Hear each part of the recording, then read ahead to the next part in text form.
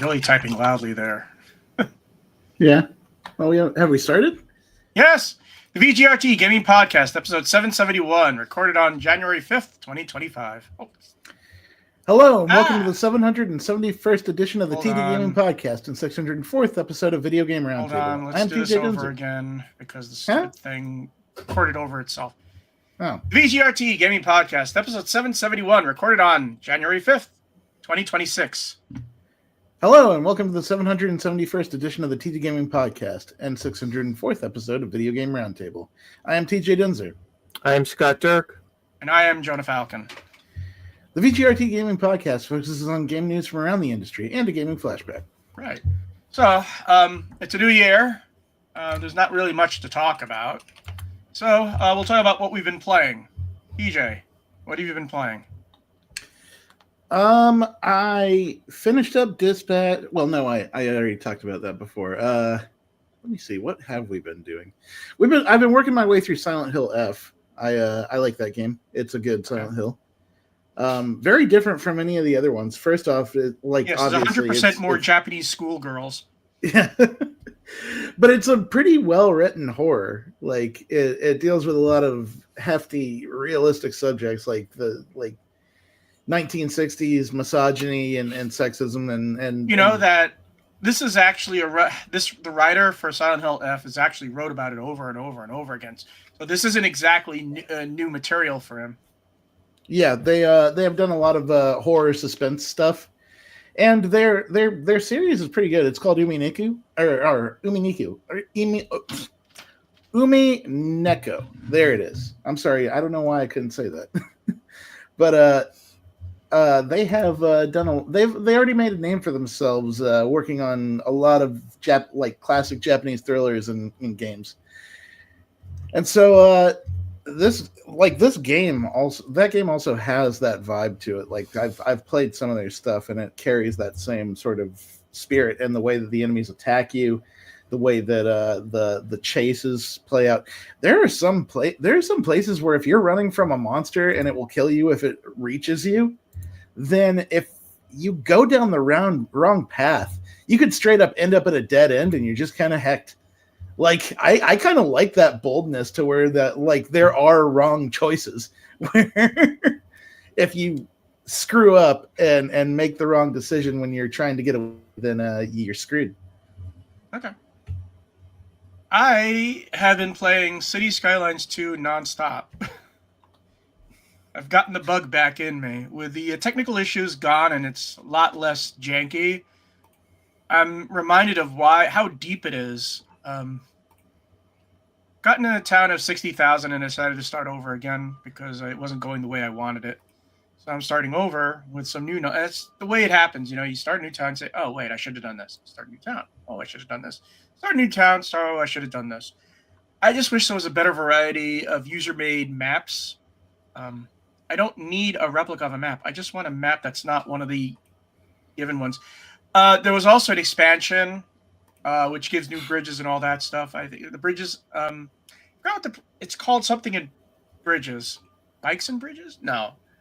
Anyways, so now the old maps, so some of the new maps by Paradox say, oh, do you have this? Because otherwise you're not going to find the bridges in it. But I do have it because it's free for me. I've also been playing the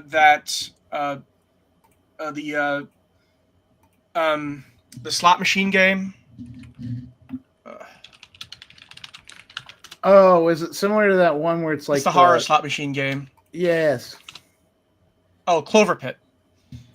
I've been playing that astonishing amount of times, even though it's basically randomly just pulling a lever. There's other stuff, you know, there's a lot more to it, but it's a lot more random than Balatro is, right? Mm-hmm. So, but I'm trying to get the golden handle, for crying out loud. And in order to get the golden handle, you have to get the card that gives you the golden handle, but it's a random card. And it's also luck. And the last time I tried that modifier, I was out after the first round. It's like, because what happens is it doubles the amount that you have to get to move to the next round, and I didn't get the items that would give me a lot of money, so it was a wasted thing. I'll get that golden handle at some point. I know it. So yeah, I've been playing that and Clover Pit a lot lately of the new games. Scott, what have you been playing? Dragon Quest 1 and 2, I know for a fact. Yeah, I'm going to complete Dragon's Quest 2, and it's really a well-done remake, but I've been playing some other games. I heard that Dragon Quest 1 is the odd man out. It's not that great compared to the rest of the series. Well, I mean, I guess it depends on your definition of that. You play. It was worse than the Ultimate NES games. Let's put it that way. I think it was a lot better. They added a lot more story to the first game. You could bring the princess, and there was actually a point to having her. She would give you lines or have interactions and heal you during battle and give you some buffs. But there was also other NPCs that had more story. You had some guards that. Like I said, they improved it for the remaster. I'm pretty sure. Yeah, definitely. The original game was. The original was not. There was not much there. That it was kind of bare bones. And Dragon Quest 2, I'm trying to remember if it was like the so improved sequel that it did well, or maybe it was further down the line. I think it might have been 2. That was they decided not to make shit. I mean, 2, you got to be the descendants. There's like 3 descendants of Erdrick, and you go, trying to collect the sigils. And I can barely remember what the original was, but this one is much better because there's a lot of banter between the characters. You have this nice sense of family. Yeah, that's the thing with the old NES games is you couldn't have much dialogue. Right. Well, I don't know. I mean, no, you couldn't have much dialogue. It was like 3 lines. That's it. That did. Like Xanadu, the Willow game. That Xanadu was so much. They ripped off Ultima so bad that when Falcon and Richard Garriott were talking about collaborating, he saw all the stolen artwork and just reamed them out and left, which killed any chance of a collaboration between Origin and Falcon, because Xanadu outright ripped off his artwork from Ultima. It's an amazing what if, if Richard wasn't so upset at them doing that, you could have had a collaboration between the 2 biggest RPG people at the time in the 80s. Yeah, I think Richard, I don't know, he has some problems and other issues, but I don't want to get sidetracked.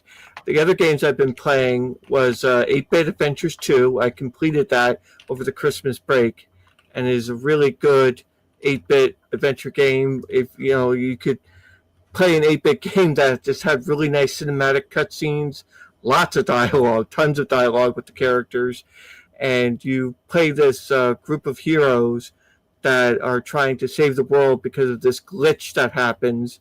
Because apparently there's this computer that keeps the world together, and a glitch happens, and it creates this new life form, and it starts wrecking the world, and you're trying to fight it and combat it and save the world. And you have turn-based combat with you actually have combos with the characters, and there's a limit break, a shared limit break bar, and it has some really good music, and it just was like a really fun game just to just to go back to that old style of games. And the other game that I played recently was a point and click game called Drifter, where you're this drifter guy who, I guess, his son died, and it was like this big traumatic event, and he just kind of ran away from his family, from where he was living, and he tries to reconnect and go back because his mother passed away, so he's trying to get to this funeral. And then suddenly weird stuff starts happening where you die and then you come back, and the character knows that he comes back. So he's like being reborn or recycled or resetted, and he's not really sure why, but like something keeps having him come back as you're trying to solve puzzles, and there's these weird creatures chasing him, and there's just like this conspiracy he's trying to unravel. And it's a really good point and click game, just a nice adventure game where I guess you don't feel like you're pixel hunting or moon logic puzzles or whatever. So it's a lot of fun and a very dark story. Okay. DJ, why don't you tell us the gaming flashback? Alrighty. This time's gaming flashback is Pokemon Go. Pokemon Go is a 2016 augmented reality mobile game initially developed and released by Niantic in collaboration with Nintendo and the Pokemon Company for iOS and Android devices. It uses the GPS on mobile devices to catch, train, and fight Pokemon, and it imitates the player's actual location. The game is free to play. It uses a freemium business model merged with local advertising and supports in-app purchases for extra in-game items. Additionally, hosting remote and live events. The game debuted with around 150 species, with more species being added gradually.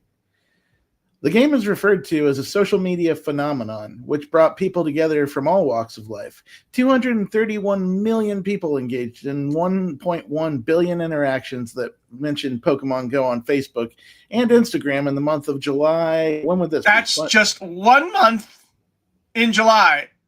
Wow.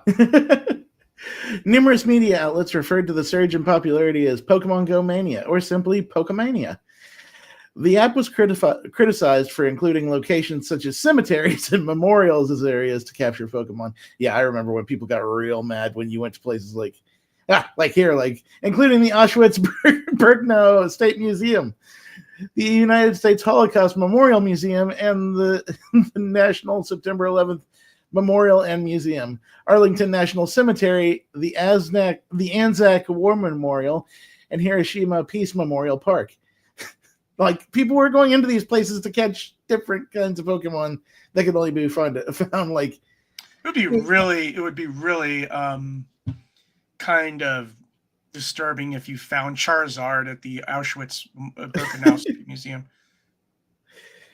Yeah.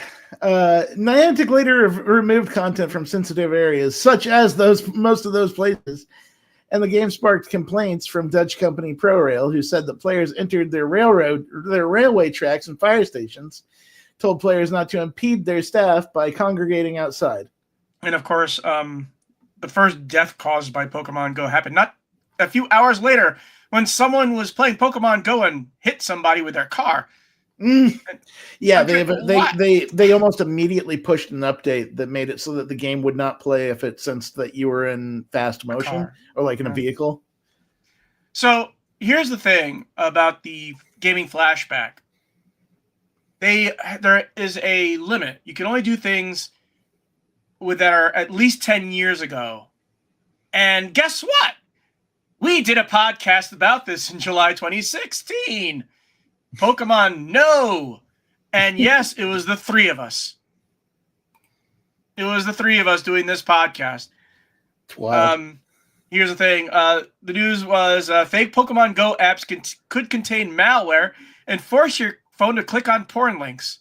Isn't that great? I'm surprised this game has lasted so long. It's still out. It's still going strong. But here's some other things from the podcast, and I'm going to supply the link. So if you want to hear this podcast, you can. One of the items is Bethesda defends $60 price tag for Skyrim Remastered. Remember when $60 was a lot?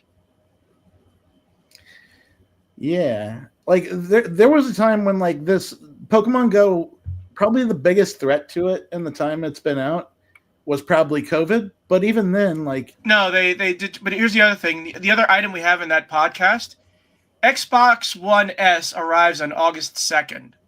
Huh. And it's funny to click on the link because Larry Herb, Major Nelson, talks about the new thing, and he says you'll have advanced visuals for upcoming games like Gears of War 4, Forza Horizon 3, and Scalebound. One of these games is not like the others. Yeah. Remember Scalebound? I do. Well, we can't remember Scalebound because it never came out. People still harass the director. God, what is his name? Come on. People still harass Yeah. Hideki Kamiya and ask him questions about that. That's one of the fastest ways to get blocked, is to ask him what his thoughts on Scalebound right now. People really like those the dragon games. The Wii Dragon games? No. The oh god. The one in which you're flying on a dragon. Oh god. Panzer Dragoon. Oh yeah. And they also had Scarlet Dragoon as for the Xbox, which is a bit of a disappointment, but it was fine. Yeah, Scalebound could have been something real special, but it just wasn't meant to be. Yeah, it looked, I thought it was going to be something. It felt to me like this feels like it's going to be a ripoff of Final Fantasy. And a lot of the visuals in it reminded me of Final Fantasy 15. But yeah, people just did some bad stuff with Pokemon Go. Like you could get lured into an attack by people because there was an option to have a Pokemon party, and also have if I remember correctly, you could plant bulbs or whatever to have Pokemon grow there, and people would be lured into these places and attacked. Yeah, they did all sorts of crazy stuff over the years to like keep things exciting, and like with the events they did, the option, like the new Pokemon they would add, the regional Pokemon that they added, where you like had to like where certain Pokemon species could only be found in certain parts of the world. That was crazy. Yeah. So you're wondering about Pokemon Go now? They had Pokemon Go Fest 2025, which was the first appearances of Skiddo and Klefki. They had a winter holiday. They had a Pokemon Go Wild Area that was global. That was back in November. The famous Klefki. And I think like when COVID happened, like they actually finally made a version of their game that could be played inside, because that you didn't have to go out. And here's the thing: they added a lot of features that remained after COVID was dealt with. Mm-hmm. They kept those features because they were so popular. Yes. But also, the last update was Party Top Hat Pikachu. which was released on December 29th to celebrate the New Year's. Nice. That's really cool. So yeah, so Pokemon Go is still going strong 10 years later. Or actually 9.5 years later. Mm-hmm. But, like I said, if you want to listen to our podcast about Pokemon Go, I'm including the link in the description. So that'll be fun. And here's the thing. The podcast hosts are the three of us. Don't you feel old now? No. We're doing a gaming history of a game we covered live, and it was the 431st episode. That's cool. So we've all grown 10 years since then. And we were doing it even before then. I mean, 431, now 771. 300 episodes later, we're talking about a game that we were talking about that was live. So, I mean, there's a lot of games that are like that, by the way. Like Bioshock 2. This podcast was around when those were first released. But this is 2016, and so it hits a little bit harder. Mm-hmm. But the thing is that we've been doing this shit for over 10 years, for over 13 years now, as this trio. Not even Paul, not even Dan, just the three of us. Just put that in perspective. That's pretty nice. And we all sound the same, which is good. We don't have old man voice. So yeah. So we don't really have a loose thing going on. Because really there's nothing going on. I mean, the Steam Awards were announced, and Silksong won. That's pretty good, I think. The whole community came together, voted for Silksong, and the game definitely deserves it. Yeah. You know the best game that everybody's ignored? And that's The Alters. The Alters has been criminally overlooked. It's sad. It's an interesting game. It's basically a base game, when we're building your base. But then you're dealing with psychology and all these roads not taken of the same character. So you have you have the scientist version of yourself, the coal miner version of yourself, the chef version of yourself. So, Hades 2 won best game on Steam Deck. I still haven't played Hades 2 yet, even though I have it in my account. It's a good game, from what I've heard. Yeah, I want achievements for it though. I always the Labor of Love award is so strange. Is it? Yeah, the nominees were No Man's Sky, Rust, Helldivers 2, and Dota 2, and Baldur's Gate 3 won. Guess which game was the only one released?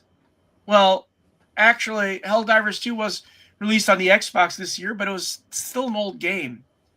I just feel like it's masturbation, that award. I think it's giving credit to developers who have tried to make their games better or the perfect version of themselves. And there's a whole lot of games that get abandoned, like Grandia 2 has bugs and it's annoying and it needs improvement and they're not doing anything to it. Like, yeah, No Man's Sky, it came out bad and now it's a good game, I've heard. I know this will please TJ that Dispatch won Outstanding Story-Rich Game. Yeah, like it's hold on. I need to pull up the full list here. I want to see. Well, it won Best Outstanding Story-Rich Game, and Expedition 33 won Best Soundtrack. Yeah. Silent Hill F, by the way, won for Outstanding Visual Style. I mean, keep in mind, all of these are voted by the users, not by... Okay. Yeah, I think that's really, really nice for Silent Hill F because that game is ridiculously, for being a Silent Hill game where it's usually drab and foggy, and they really did like go out of their way to make it like they hit a visual aesthetic with it, with the red flowers throughout the game that is really appealing. But here's where aesthetic. I really don't care about fan votes because you know what won most innovative gameplay? Arc Raiders. It's an extraction shooter. What the hell? So there's nothing special about it. It doesn't even do anything innovative in that space. The only thing, it's PvP and PvE. Actually, PvPvE. That's nothing special. Every other extraction shooter still does that. Like the Showdown still does that. I mean, Blueprints. At least it's an innovative puzzle game.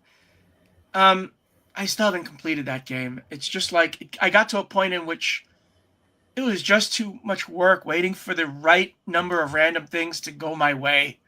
That's the one thing I don't like about Blueprints is that because I've seen where you can actually, once you get enough items, you can do it on the first day. I would have liked to have seen something like, I don't know, the Seance of Blake Manor or like Look Outside get some love when it came to innovation and gameplay because those were fun. They're both super indie, but like Look Outside is a Cronenberg horror game, like set as like a 16-bit SNES RPG. I think Trails Through Daybreak and the Sky First remake were innovative with their combining turn-based and action combat and keeping it part of the story at least for the Trials Through Daybreak game because you're like pausing time to do the turn-based, from the action. And I thought that was interesting. Even like there's this indie beat 'em up from the people who made Streets of Rage 4 called Absalom that mixed roguelike into a beat 'em up, and it didn't hit well with everybody, but it did hit well with a lot of people. And I think that of itself, like mixing those two things into one working model, is something that I really haven't seen in that particular set of genres before. So that was interesting. I don't know. Like there are so many things that you could have picked this year or last year that were more interesting and innovative than Arc Raiders, which does like everything we've seen in other extraction shooters. From what I could tell, there seemed to be a lot of upset people that I guess that Expedition 33 was going to beat Arc Raiders. They I don't know. There was just a group of the fandom, I guess, that wanted Arc Raiders to win. I don't know. They're just See, the obsession thing with. is that the article says that having it under innovative gameplay was the only way that the fans felt that they could give it a some love. So it was an interesting game for games because you know I won't say it's the worst game of 2025, but it is the most disappointing. That's Civilization 7. Oh yeah, Because here's the absolutely. thing.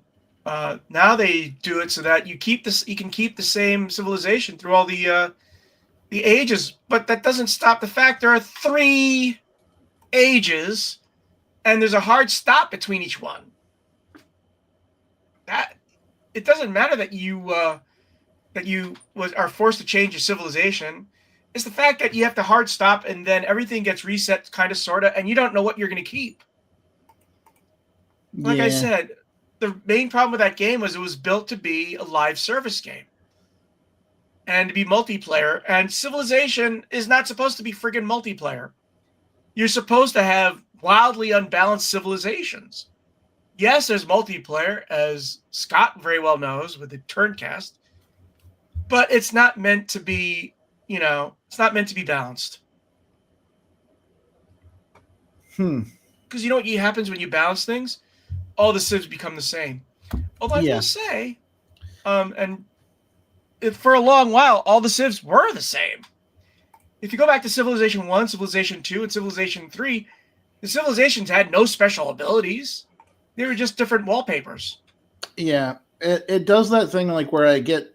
It's like it's okay when I start the game. It's fine when I start the game because like none of the problems really bear their head when you're playing through that first age. But as you break into the second and the third age, it starts to feel like, oh, this isn't quite what I want. Like, and it keeps happening. Like, you just keep having those, this isn't quite what I want moments. And it's not that, like, everything is so terrible that it's just a broken, shitty game. It's just that there are so many of those, this isn't quite what I want moments that it eventually becomes, I would rather just play Civilization 6 then. And all the UI were shit. And how many people went back to Civilization 6 after Civilization 7 came out? I go all the way back to Civ 4. Dan Quick hasn't played a second of Civ 7. He's still playing Civ 6, and I keep on seeing him popped up playing Civ 6. I don't know how many friggin' hours he has. He has 2,000 hours by that time on this thing. It's just a matter of so many micro disappointments. There you go. Go ahead. Go ahead, Scott. I say you'll have to ask Dan what his end of year wrap is, see how many hours he's put into the games this year. Oh, we can find out if we want to. All I know is he's just playing the crap out of that, probably on the hardest difficulty. I can't do that. I just play on Prince and leave it at that. If I do play it. I mean, Yeah. I don't play Civ 6 much anymore, but occasionally I'll get into it. But, yeah, I haven't been into the Civ mood a lot lately. I've just been playing my RPG games. Yes. Yeah. So let me ask you a question, TJ. What's up? Is Fatal Fury still as hot as as it was when you first played it? Jonah, I thought about talking about it as my game that I was playing because, like, I came into 2026 this last weekend and I was like, I'll see where my skills are. And I jumped in and I've been playing. So, like, the thing that got me back into Fatal Fury, City of the Wolves at the end of the year last year was that my favorite character in, like, all of fighting games came to the game, which is Joe Higashi. He's a Japanese kickboxer that has been in the Fatal Fury series since the very first one. So they put him in there. I was doing a preview of the game for another character that had come out, and I see him sitting there, and I'm just like, I gotta try. I gotta see what he's about. And dang it, I have not stopped playing him since I started because I am addicted to his moveset, and I love using it to pummel people. It's one of my favorite movesets in fighting games. Just because he has, like, he does an uppercut that creates tornadoes, and that in of itself is just dope to me.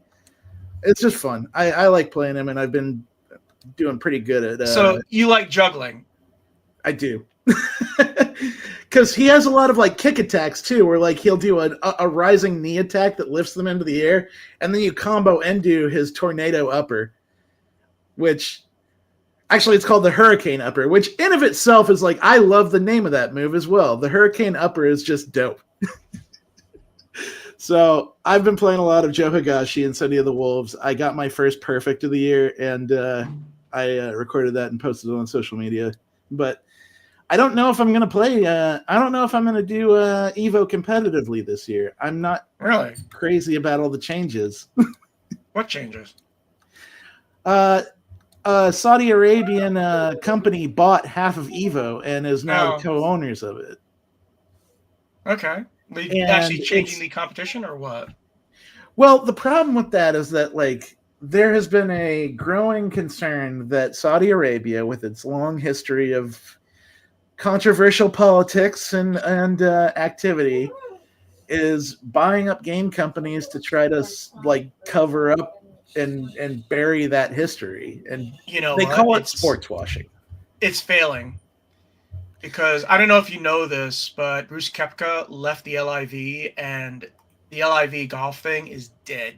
Yeah, and I mean, like, it doesn't stop them from trying, because Saudi Arabia is an endless pit of money, and I don't know. Like, it's just that there's just so much you can do with money, but the only person who's staying is Bryce DeChambeau, because basically it makes him a big fish in a small pond. And that presents the other side of the problem here. Is that they have all that money and they have none of the passion that goes with the things that they're buying. Yeah, I agree. That's one of the worst things about the gaming industry. Look at FIFA. All those stadiums they built are rotting. And, like, look at Fatal Fury. Like, how much did I say I love that game and hate that game in 2025 because of the decisions that they made, which, like, I'm sorry, but Saudi Arabia owns SNK, owns a large portion of SNK that allows them to influence the decisions there. And they used it to put Cristiano Ronaldo in the game and some European DJ, and they altered, like, the main music of the game for this. And I hate that. It's affecting something that, like, I grew up on, my childhood, my love, my passion. And it's being tarnished by people that don't give a shit and they're just making money decisions. Give it a few days, give it a year or two, because, like I said, they're in and they're out and they're running out of money. But I don't want Fatal Fury to die. I don't want SNK to die. I don't want Evo to die. I want these things to keep existing.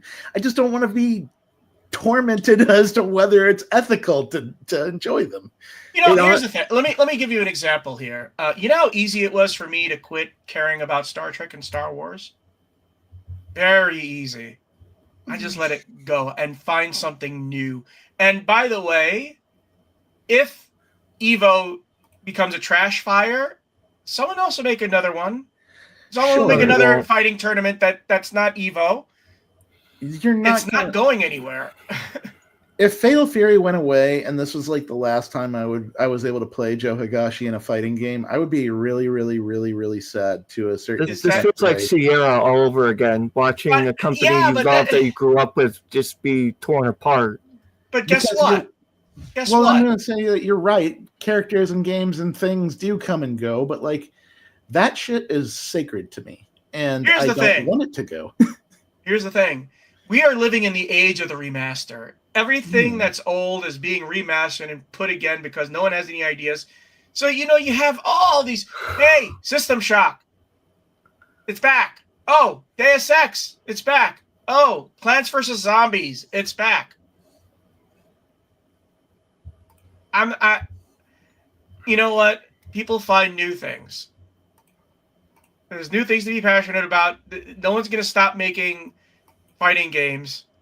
And you know what? Maybe they'll make a new fighting game that's your new best love. That is not it is not a franchise. The bottom line is that there isn't a group that has made a game like, or a game or a character like Fatal Fury and Joe Higashi. And yes, fighting games do come and go, and I do have my favorites, and they change over time.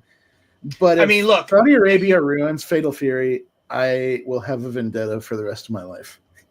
Look, you have stuff like Skullgirls, which was made by. But you're just coming up with different things that are not the thing that I want. Okay, like that's what you're saying is like, try the strawberry. I don't want to try the strawberry. I get the chip. I get you, TJ. I understand. I really understand your pain. I want King's Quest. I want Space Quest. I want Quest for Glory. I want Gabriel Knight. I want those games back. And Microsoft owns them. And as far as I can tell, nothing is happening with them. So I have to go play other games. But that still doesn't mean I don't want those games to come back. I still want them to. I would love it if somebody could get those franchises and do something with them instead of just having it sit there. Somebody that cares. Somebody that actually wants to do them right. Like a good example is Breath of Fire with Capcom. Didn't they have a new King's Quest game in 2015 that's still on Steam? They had King's Quest on Steam for the new 2015 one. Yeah, but it's the new 2015 one. But it's like they're not doing anything. 11 years old now, but the story anymore. Yeah, they did that one and then they stopped. That was it. Yeah, that was written off. And that they had no intention of doing anything more or with anything with the rest of the IPs. But, I mean, here's the thing. If you go to Good Old Games, you can buy every single friggin' King's Quest. Yeah, and the Space Quests and all that, but it's like, yeah. I mean, Sid Meier hasn't made the Railroad Tycoon the way I want it. But you know what happens? Look what EA did with SimCity. What happened? Paradox Interactive. Paradox Interactive came in and said, hey, check out this, City Skylines. And it exploded. People will find a good substitute. And here's the thing. I don't really have a need to play SimCity anymore. Sure, but instead of, replacing our things that we like with other things that we don't like as much, why don't we just replace the people that suck at running them? That's not the way. How about that? But that's not the way it works. So it should, to a certain extent. I mean, let me put it this way: Mystery Science 33,000. I watch all the Comedy Central and the Sci-Fi Channel, and the Netflix new Trek with Jonah Race, the new MST3K, which I call Millennium Science 3000. It sucked. I don't need things revived. Stop reviving things. I want new things, because the only thing that can happen is that the new thing will not be up to your standards and you'll hate it. I'm fine watching old MST3K. I don't need Jonah Ray. I don't need the new one. Because it's inevitably, that's why I don't watch Star Trek anymore. Do you think I fucking really wanted to watch Discovery or Picard? No. I mean, Enterprise was bad enough. Star Wars? Are you kidding me? I haven't cared about that shit since 1995. So before City of the Wolves came out, the last time I had another Fatal Fury in which I could play those characters was 1999. And so it was 25 years before I could go back to this series with something. So, just wait for the inevitable remaster and boom. I mean, I go and they have all the remasters of the Mortal Kombats and the. I'll be in my mid-60s by the time if I have to wait that long again. I want new shit, damn it. I don't need old shit. I want new shit. I want innovative shit. I mentioned like a couple of new games that were new games and not remasters or remakes. I know, but Scott, you're playing every single Trails of the Sky, which by the way is nothing wrong with that. They are new games in the franchise, but sometimes I want a new franchise. That was what was so magical about Mass Effect. It was a new franchise, with its own history. Same thing with Dragon Age. Well, yeah. By the way, let's talk about 2025 a bit. And I get pissed off at people taking shots at Veilguard because every time I play it, it gets better each time. And it's going to be, people who are playing it for the first time because they avoided it because the bad word of mouth of saying, wait a minute, this is actually pretty good. Veilguard is easily like it's nowhere near the worst game in the Dragon Age series. It's not as good as Origins. I think it's on the same level as Dragon Age 2. I would say. And here's the thing, of all the 4 games, they have excellent story, excellent dialogue, and excellent characters. I don't know if you saw, I have the best ending for Veilguard. And I posted it on my YouTube channel.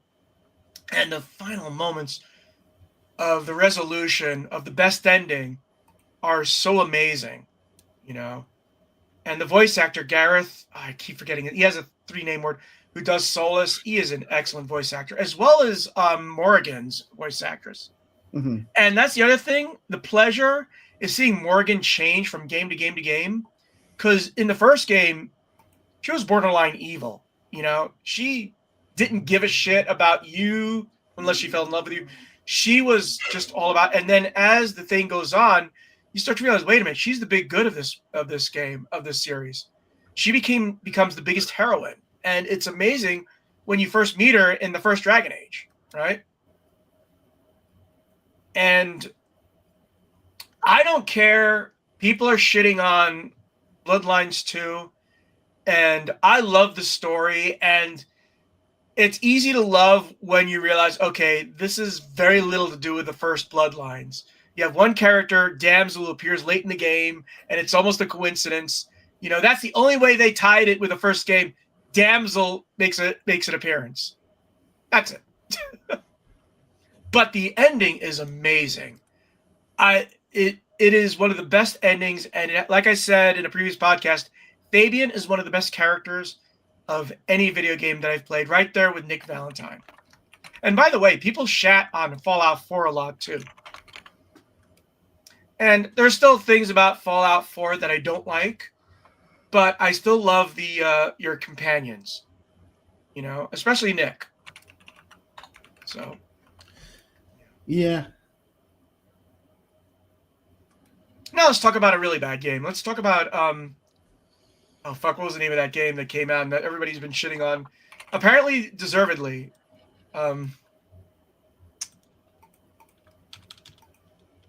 First game of 2020. I know, I keep forgetting. Mind's Eye, right? I have not played Mind's Eye. I don't know why it's a bad game. Can you tell me why everybody's shitting on Mind's Eye? Mind's Eye? That was the Leslie Benzies, not Grand Theft Auto, that was made with AI slop and turned out terrible. Okay. Like literally the worst gunplay, the worst AI, the worst physics, the worst bugs. Just ridiculous. Okay. You guys remember that video that I think Square is doing? A murder mystery royal, what is it called again? I can't remember. Battle Royale, that's what it was. And it looks like the most horrid AI nightmare mess that you can imagine. It just looked terrible. And just made nonsensical. You know what the worst morally wrong game was? Nintendo Switch 2 Welcome Tour. Oh yeah, definitely. $10 for a tech demo. Man. didn't what was the name of the thing that Sony included for free that became so popular they spun off a new game on itself? Astrobot? Yeah. So Astrobot was originally just a tech demo to show what you could do with your PlayStation 5 controller. And they didn't charge a penny for it. As far as I got to look this up because there is one that's like worse than it. But Tamagotchi Plaza? Nintendo Switch Welcome Tour, I've been told, is not even the worst of the Nintendo Switch 2 launch lineup. No, but it's the worst morally. Paying $10 for Astro's Playroom, basically. Yeah. They definitely should have just included that as a pack-in, because what the hell? That is straight up like an introduction to everything you do with the console. Why would you paygate that? Is Nintendo really that desperate for money? I just think it's a silly They must thing. be. I mean, look what they're shelling out for $80. It is pretty whack, though. They shouldn't have done that. That should have just been in there. And that's all there is really to it. Yeah, but if you go to any list of worst games of 2025, Mind's Eye is at top of every single one of them. It's well earned. And it's like, what could be my that God. I have to find a screenshot I did of that. I mean, Concord had its fans. I mean, there weren't many of them, but Concord did have its fans. Concord was a working game, though. Mind's Eye can't say the same. I mean, Concord, its crime was just being generic.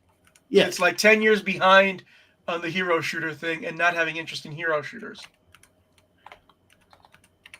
Of course, the difference is that at least when Concord flopped, it hurt Sony and made them say, stop making these live service games. No one cares.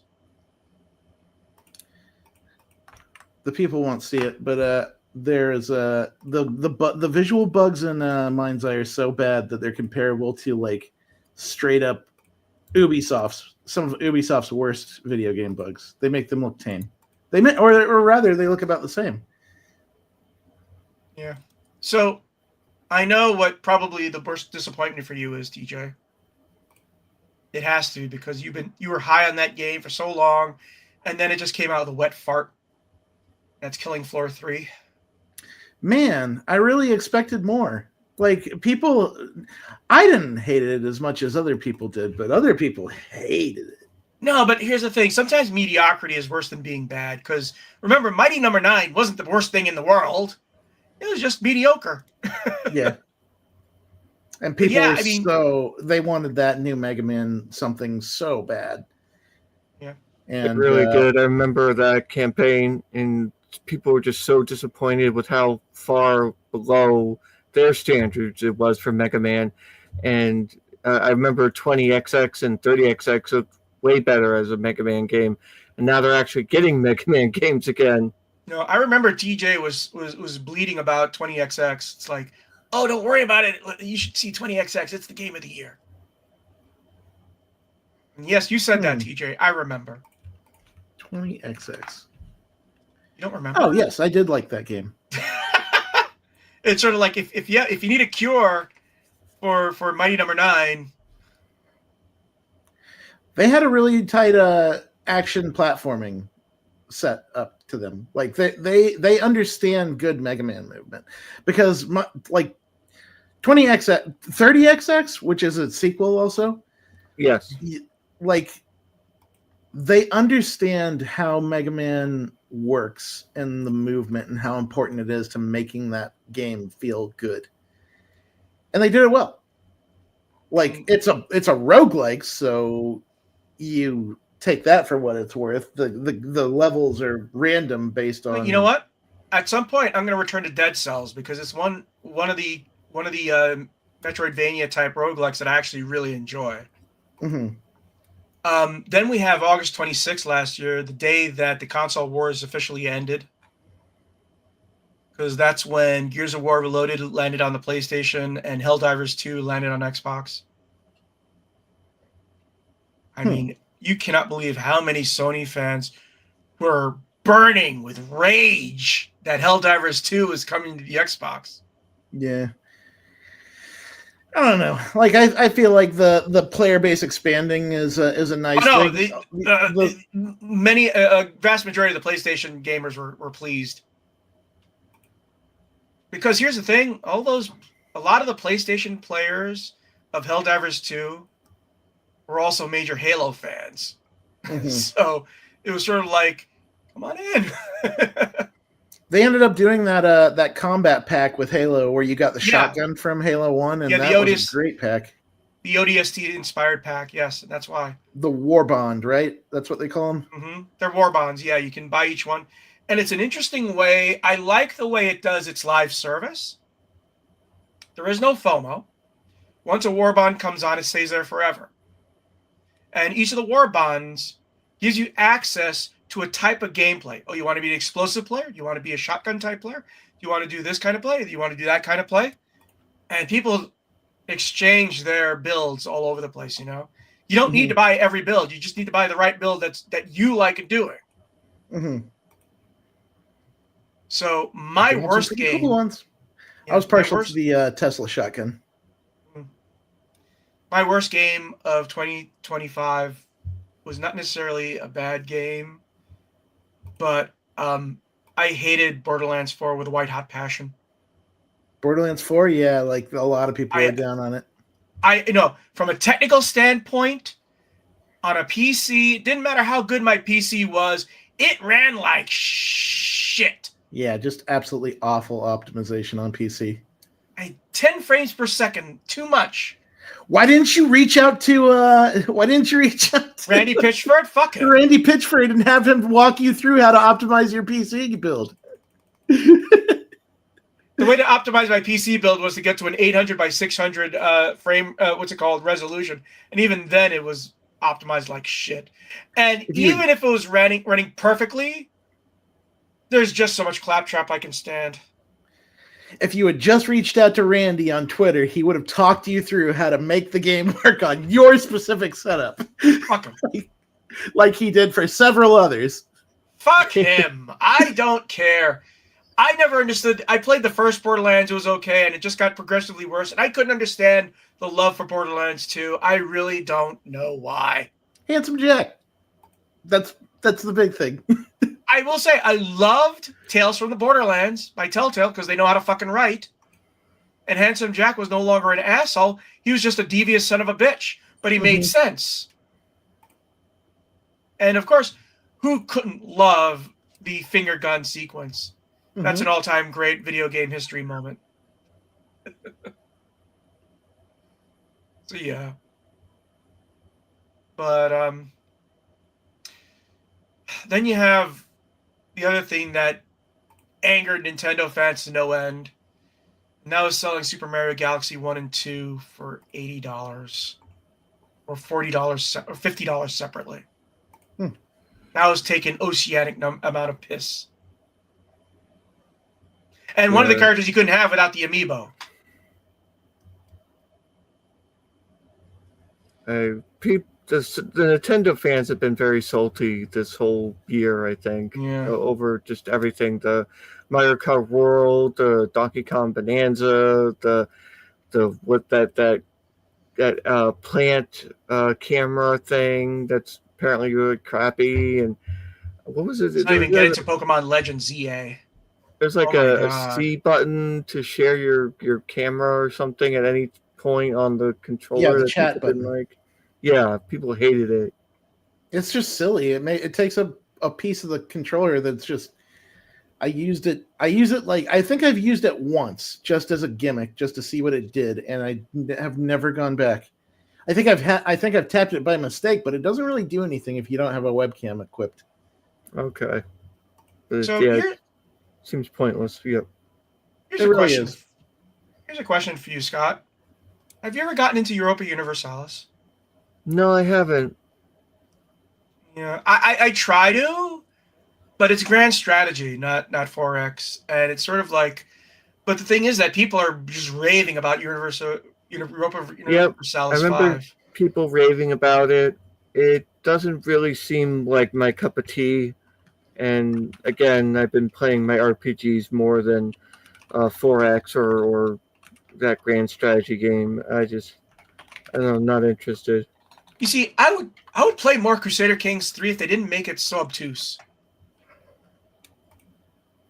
Because I know you enjoy the Crusader games, King. It's funny to just let them play out and see what happens sometimes. What, Crusader Kings? Yeah. Okay. I just wish they.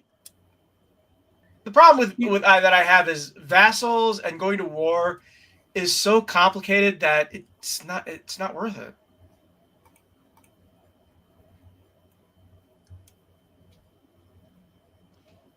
And everybody's shitting on Black Ops 7, and I don't really know why, because I haven't played it. It's because it's really, really cheesy and bad. Well, how's that different than any of the other Black Ops games? Well, in this one, you fight a giant Michael Dorn, I do believe. Is that so bad? Just fighting Worf? Well, it's like Call of Duty is a little bit of a military based, somewhat like I'm not going to go ahead and I'm not going to say realistic, but it is like supposed to be like military sim, right? And it's a little odd that you just have giant Michael Dorns showing up for you to shoot at as a team. It's really sad because Raven Software, I knew the people there, and they actually sent me the first gore shots from Soldier of Fortune 2. But with the closing of LucasArts, the Star Wars Jedi Knight games died, and Raven was behind those. And that's really a shame too. But at least we've had the Fallen Order games; those have been good. Yeah, but it's like Raven is now just making Call of Duty, and it must be like a jail. I don't think anybody from the original people is there, and I know it's sort of like Blizzard Albany, aka Vicarious Visions. Because what are they doing? Call of Duty, Diablo, Call of Duty, Diablo, Call of Duty, Diablo, Call of Duty, Diablo. When the last thing they did that you cared about was Tony Hawk's Pro Skater 1 and 2. Yeah. Just a shame these studios just get eaten up and just go into the air. Make Diablo. Make Call of Duty. And it's funny. What they were doing, what Vicarious Visions was, they had their own major IP that they may create, and it just died. And that's the Skylanders games. And it's like they invented toys to life, and that's it. Now the only person still doing it is Nintendo with their amiibos. Yep. Wasn't somebody about to try something? No, I don't think they were. I don't think anyone's doing the Toys to Life thing anymore. Oh. Lego has some kind of cool stuff going on, but it's not They did, and then they canceled it. Yeah. Well, they're focusing it back in their building sets. Like they're adding more interactive elements to their regular building sets. CES is going on right now, and they just introduced like a little smart brick that is going to be like a center point of most play sets going forward, I guess. I keep on getting a media badge for CES, and I never go because I'm not going to go to San Francisco at this time of year. It's Las Vegas. Well, Las Vegas, I mean. Yeah. But here's the thing is that, speaking of Toys for Bob, they have a game for Xbox Game Studios that has not been announced. They just are working on it. It makes me wonder. Because, they're the people with Skylanders, Spyro, and Crash Bandicoot.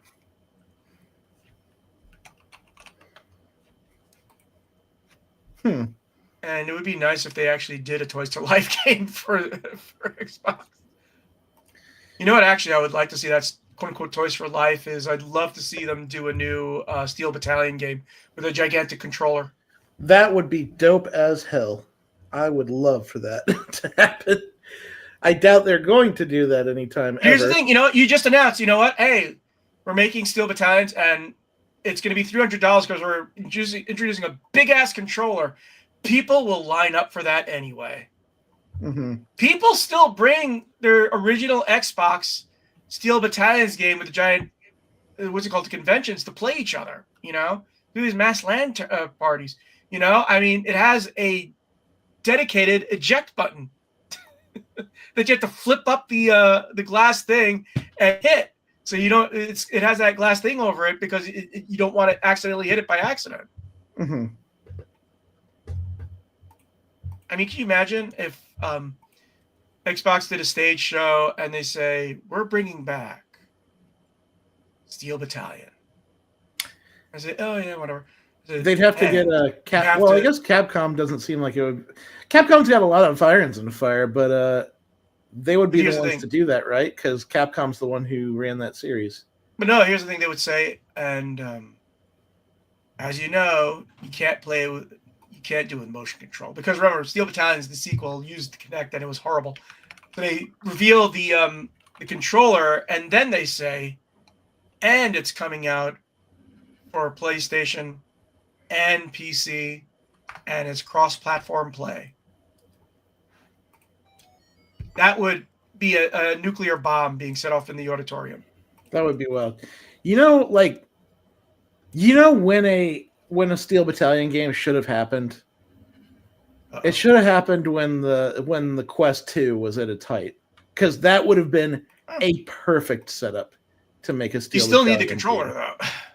I'm not hitting fake buttons. No, I want real buttons. If you made a virtual reality environment in which I got to sit inside of a mech cockpit and press buttons, I would play the shit out of that for the rest of my days. Physical buttons. If you want to have the VR, that's fine, but you still have the physical buttons in front of you. And it would be easy enough to render them in front of you anyway, because it would sense the what's it called, the controller. So it would just make a version of the controller that's in it, so you just start still pushing the buttons. You know? Yeah, but seriously, what are we doing with VR? Where we didn't do that. Nobody made that game. Nobody made a Mech Warrior or a Gundam or a Steel Battalion or an Armored Core that you could just sit in the cockpit and control it with a Quest 2. Star Wars Squadrons. At least you're in a ship. That's the closest. Star Wars Squadrons got probably the closest to it, but that's still just that's flight. That's yeah. They also did it with Elite Dangerous, but the problem with Elite Dangerous is they didn't allow you to get out of the ship and onto the planet. Yeah, I don't know.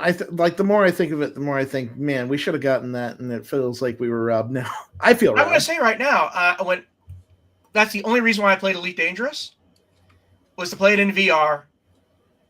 And look around. When you looked in back of you, you could see the back of your ship and all the stuff that you normally couldn't see. It was so nice. And it's sort of, I would play Oh, Superman by Laurie Anderson because it made me feel like I was really in space, Oh my God. What if it was set up where you had the controllers, and when you got them down here, you grab the joysticks, you press the buttons on them, launch missiles, targeting, all that jazz, and then you actually pull off and press other buttons inside. God, I want it. That's what I want. No, what happens is you reach up to flick the thing to turn on your what's it called, your comm, so you can talk to other players. You go and flip it, or if you're in a dark cave, you go reach up and flip a thing which turns on the headlights. Or if you're about to be destroyed and losing terribly, you got to flip the cap and hit the eject button before. Well, that's what you did in the original game, yeah. Yeah. But the thing is that if you did not do that in the original Steel Battalion, guess what? That was it. Your save game was gone. Yeah, because the pilot, died, so you can't get a new mech. So, the last great game that seemed to have been ignored by everyone was Marvel Cosmic Invasion. That was a great one, but it came really, really, really late in the year. December 1st. And it was done by the same guys who did the Teenage Mutant Ninja Turtles Shredder. Yep, Shredder's Revenge, and it's really good. They added a little bit of a gimmick to it where you have two characters you control instead of one, and you can call them in for assists like you would in a Marvel vs. Capcom game. Yeah. But still a very, very good and eclectic roster. How often do you get Beta Ray Bill, She-Hulk, Silver Surfer, and the Avengers, and Wolverine and Storm in one game? Yeah, I haven't played it yet, even though it's on Game Pass. I have to do it at some point. Mm-hmm. Yeah, definitely give it a go. It's a fun one. Anyways, if Scott's yawning wasn't a clue enough, look for our show notes at gamingpodcast.net along with industry news and our gaming history articles. We enjoy feedback, so leave us comments on our blog at gamingpodcast.net. Also, hit us up at facebook.com/gamingpodcast. Subscribe to us on iTunes, leave some iTunes comments. You can find me at Blue Sky at Jonah Falcon. You can find me at Johnny Chugs. You can find me at Shard the Sage. And we will see you next week. Happy gaming, everyone. Have fun, be cool, play games, y'all. Okay, and let me switch this off. Goodbye. End stream.